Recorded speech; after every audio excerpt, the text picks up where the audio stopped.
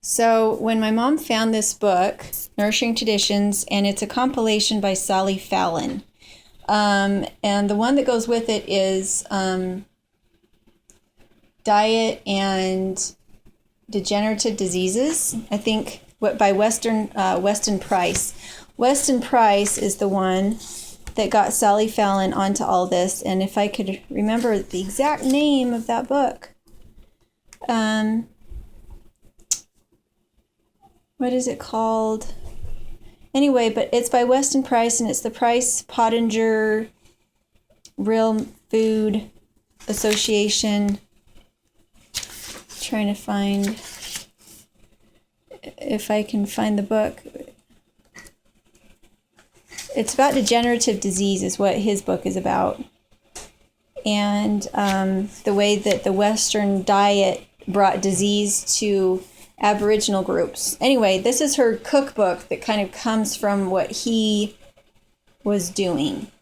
And one of the things, the reason I wanted to talk about the book right now is Piima. I think it's Piima or Pima. And my mom gave me a whole bunch of cheese starts, because I'm doing cheese right now.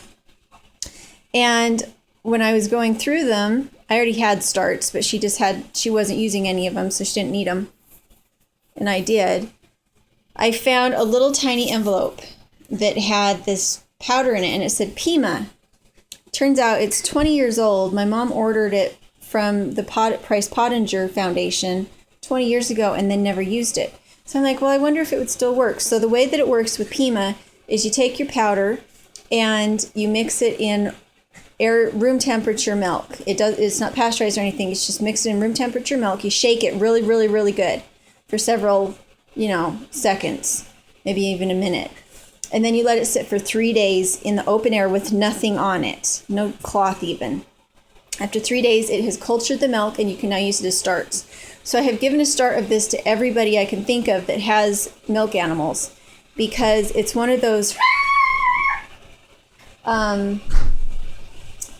special starts, because a lot of times if you just let milk culture, it takes on funny flavors and weird consistencies. And this that you see right here is actually some dried out start. Isn't that interesting?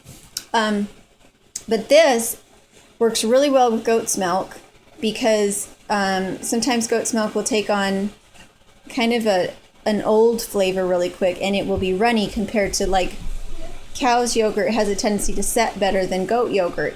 But with the Piima, the goat yogurt has turned out super, super nice and thick.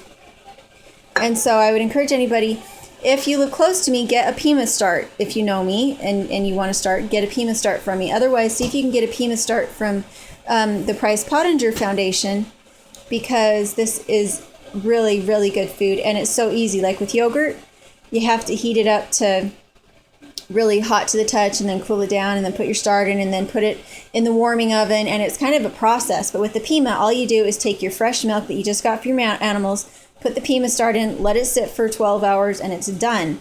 And it doesn't let any other bacteria survive in it. So it's kind of exciting. So if you want to start from me and you live close, let me know and I'll get a start to you.